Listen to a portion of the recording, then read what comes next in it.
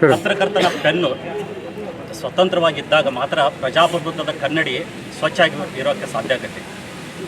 ಪ್ರಜಾಪ್ರಭುತ್ವದ 4ನೇ ಅಂಗ ಎನ್ನುವ ಪತ್ರಿಕಾರಂಗ ನಿರ್ಭೀಡೆ ನಿರ್ಭೀತಿಯಿಂದ ಕಾರ್ಯ ಮಾಡುವಂಥ ವ್ಯವಸ್ಥೆ. ಕಾರ್ಯಾಂಗ ನ್ಯಾಯಾಂಗ ಶಾಸಕಾಂಗದ ಹುಳುಕು ಮತ್ತು ಕೊಳಕುಗಳನ್ನು ಆಮೇಲೆ ಅಂಕುಡೊಂಕುಗಳನ್ನು ತಿದ್ದಿ ಸಮಾಜಕ್ಕೆ ದಾರಿ ದೀಪವಾಗಿ ತೋರಿಸುವ ಉತ್ತಮ ಸಮಾಜ ಮತ್ತು ಆರೋಗ್ಯಕರ ಸಮಾಜಕ್ಕೆ ಪತ್ರಿಕಾ ರಂಗ ಮತ್ತು ಪತ್ರಿಕಾ ವ್ಯವಸ್ಥೆ, ಪತ್ರಿಕಾ ಪಾವಿತ್ರ್ಯತೆ ತುಂಬ ಉತ್ತಮ. ಆ ನಿಟ್ಟಿನೊಳಗೆ ನಾವೆಲ್ಲ ಕೆಲಸ ಮಾಡ್ತಾ ಇದ್ದೀವಿ. ಜೀವದ ಹಂಗು ತೊರೆದು ನಾವು ಮಾಧ್ಯಮದವರು, ಪತ್ರಿಕಾ ರಂಗದವರು, ಬಡವರು, ನಿರ್ಗತಿಕರು, ಅಸಹಾಯಕರ ಧ್ವನಿಯಾಗಿ, ನೊಂದವರ ಧ್ವನಿಯಾಗಿ ಸರ್ಕಾರ ಮತ್ತು ಜನರ ಸೇತುವೆಯಾಗಿ ಜನಮುಖಿಯಾಗಿ ಕೆಲಸ ಮಾಡ್ತಾ ರಾತ್ರಿ ಹಗಲು ಶ್ರಮಿಸ್ತಾ ಇದ್ದೀವಿ. ಯಾವುದೇ ಸ್ವಾರ್ಥವಿಲ್ಲದೆ ನಿಸ್ವಾರ್ಥವಾಗಿ ಶ್ರಮಿಸ್ತಾ ಇದ್ದೀವಿ. ಇಂಥ ಸಂದರ್ಭದಾಗ ನಮ್ಮ ಮನೆಗೆ ಬಂದು ಜೀವ ಬೆದರಿಕೆ ಹಾಕಿ ಅಕ್ಕಿ ಮಾಫಿಯಾ ಬಿಜಾಪುರದಲ್ಲಿ ತುಂಬ ದಶಕಗಳಿಂದ ಬೇರು ಬಿಟ್ಟಿದೆ. ಅಕ್ಕಿ ಮಾಫಿಯಾ 2010ರಿಂದ ಇಲ್ಲಿವರೆಗೂ ಅಕ್ಕಿ ಮಾಫಿಯಾ ಬೇರು ಬಿಟ್ಟಿದೆ.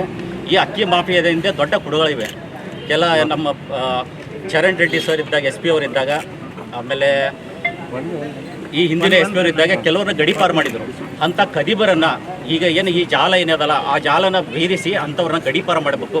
ಆಹಾರ ಇಲಾಖೆ ಒಳಗೂ ಭ್ರಷ್ಟಾಚಾರ ತುಂಬಿ ತುಳ್ಕೊತಾ ಇದೆ.